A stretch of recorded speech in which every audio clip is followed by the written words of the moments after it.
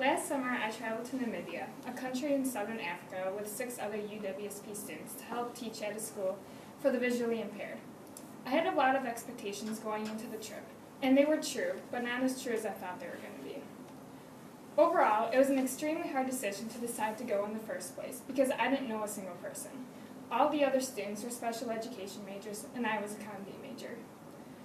They either knew each other or knew of each other, and I thought a clique would be formed with me on the outside. I couldn't have been more wrong.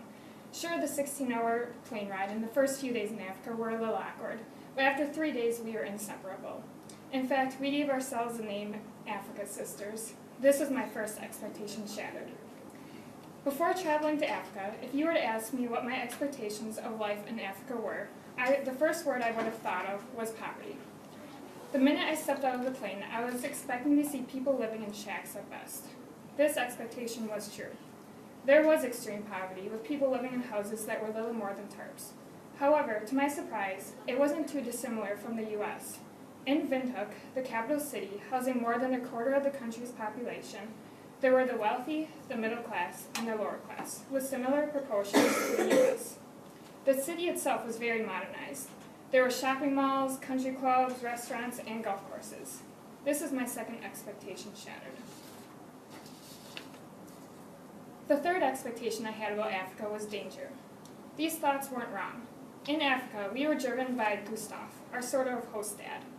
He didn't just drive us because driving happened on the opposite side of the road in Africa. He also drove us to keep us safe. There were bad parts in Windhoek, where the school we taught at was located.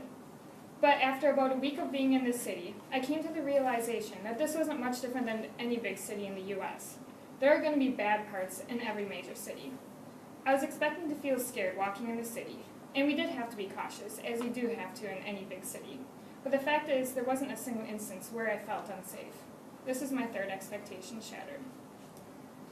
However, my initial expectation of the school we were going to be teaching at was safety. I've always felt safe at school, so I assumed the school we were going to be teaching at would be the same. This was true again. I never once felt unsafe while teaching in Namibia. However, that was not always the case. Many of the children in the school had albinism.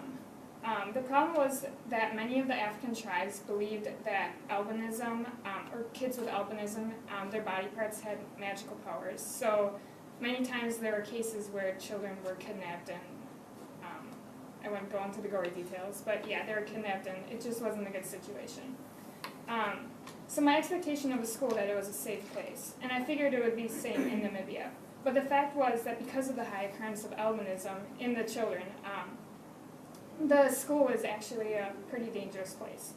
The teachers and staff had to be extremely careful and keep watch over these children, and sadly they had occurrences of kidnapping in the past. In reality, the school was not as safe as I thought it was. This is my fourth expectation shattered. The fifth expectation I had was poor education. This thought was also not wrong. Teachers at the school were allowed 80 sick days, so teachers wouldn't show up on average of every other day with no notice. Sometimes the teachers would show up to school, lock their doors with the students outside and take a nap. So us UWSP students would sit outside with the students and try to come up with a lesson plan to teach the students on the spot. However, my expectations were again shattered, because not all the teachers were like this. One teacher in particular, whose name was Miss Shadi, was an amazing teacher. She was always prepared, she had modifications ready for those with extreme visual impairments, and most importantly, she cared about the students. You could always tell which teachers cared about their students and which teachers just looked at teaching like another way to earn money. For example, Miss Shadi would always be surrounded by children hugging her at the end of the day, while other teachers would simply get a thank you or goodbye.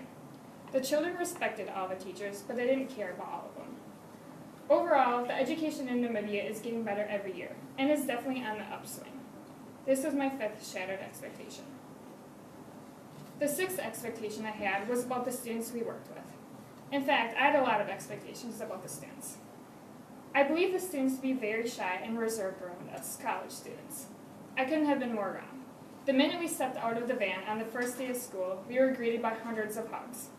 These kids were some of the most loving kids I have ever met, and they weren't afraid to show it either.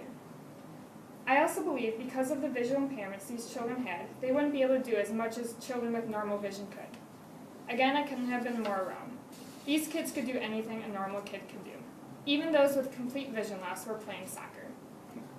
Another expectation I had was that I figured all children were going to have dark skin, because we were in Africa.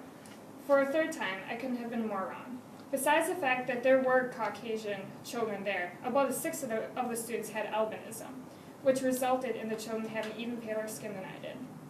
Part of the reason why there is such a high occurrence of albinism in the school is because vision impairments are extremely common among people with albinism. One experience that surprised me the most was one day when I was watching a young girl color a picture of herself who had albinism. She colored herself in with dark skin, even though she was pale.